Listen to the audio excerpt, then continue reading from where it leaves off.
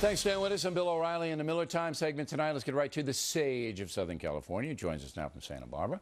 All right, Miller, everybody's talking about President Obama golfing with Tiger Woods, and you say? 1 second. Hey, guys, on TV here. Sorry, Bill. Dick Morris with a leaf blower outside. Dubs is barking. I can hardly hear you. What'd you say? Tiger Woods, President Obama, right. Go. Sorry, I was just dreaming about going through Europe with John Kerry. They must feel like they're bringing Stonehenge to them. Let's see. Bush, Obama. You know, it's just nice to see. It's just nice to see Obama actually hook a ball behind some shrubbery and blame an actual Bush for once. That's what I'm happy about when I see. Listen, I don't mind if he goes golfing. I wish he would stay golfing. It's when he's done golfing that I have trouble. Now, Tiger said he was a good putter, and that surprises me because in real life it seems he's always asking for gimmies. But I guess some days you're out there on the course, Billy, and the hole just looks as big as the area where Biden's brain is supposed to be. Some days you just can't miss. All right, so you don't have any problem with the president recreating with Mr. Woods, who has a dubious resume. You don't see any problem there?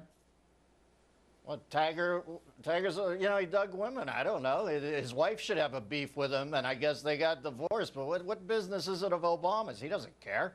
For God's sakes, listen, if Clinton golfed with Tiger, Tiger Woods would be the celibate one. Now, I say, look, if the litmus test is a president who can't hang around with anybody with personal problems, he can be real lonely in Washington. So I don't think we should be. Just seal yourself in carbonite like Han Solo. That's right. I mean, he's going to be walking around at 2 in the morning with the little dog, whatever the dog's name is.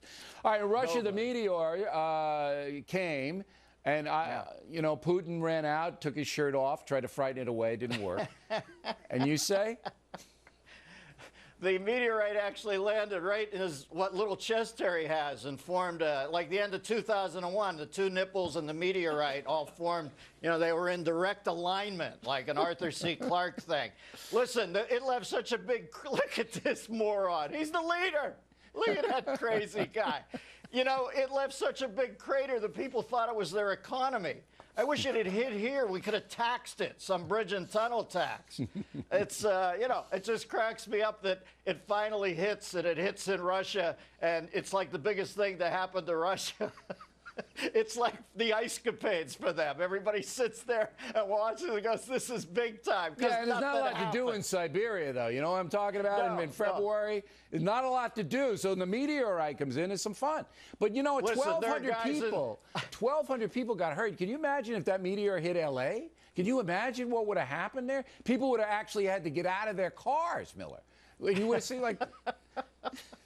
Let me tell you this. That thing landed 10, 15 years ago. It could have hit Yeltsin in the head, and he wouldn't have felt it. He was so loaded on vodka. Sports Illustrated, the swimsuit edition, every year comes out. Every year there's controversy. But this year, some, I don't exactly know who, and I was too lazy to really find out, some are saying that the magazine wasn't racially sensitive in some of the photos. And I know you being a very sensitive guy. Did you pick that up?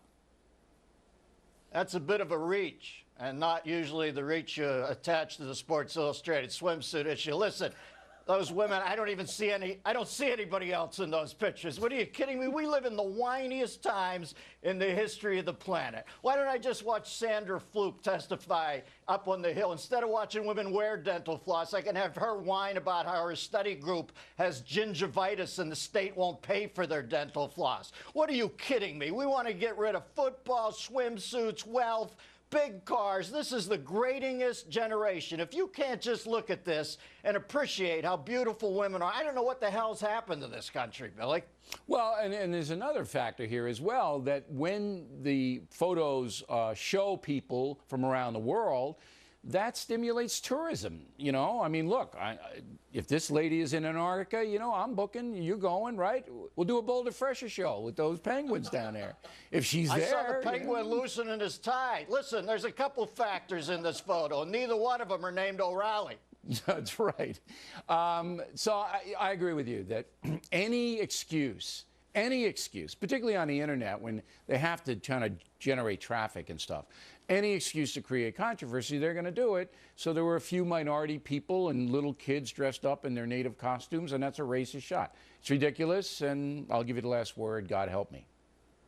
The last word is you're a racist for saying it. I'm a racist for hearing it. Everybody in the magazine's a racist. People who read the magazine are racist. People who notice the magazine is racist are racist. I don't know what to say anymore. No, anybody passing in the airport, if they pass it, they're racist. Give it a rest, everybody. Dennis Miller, everyone.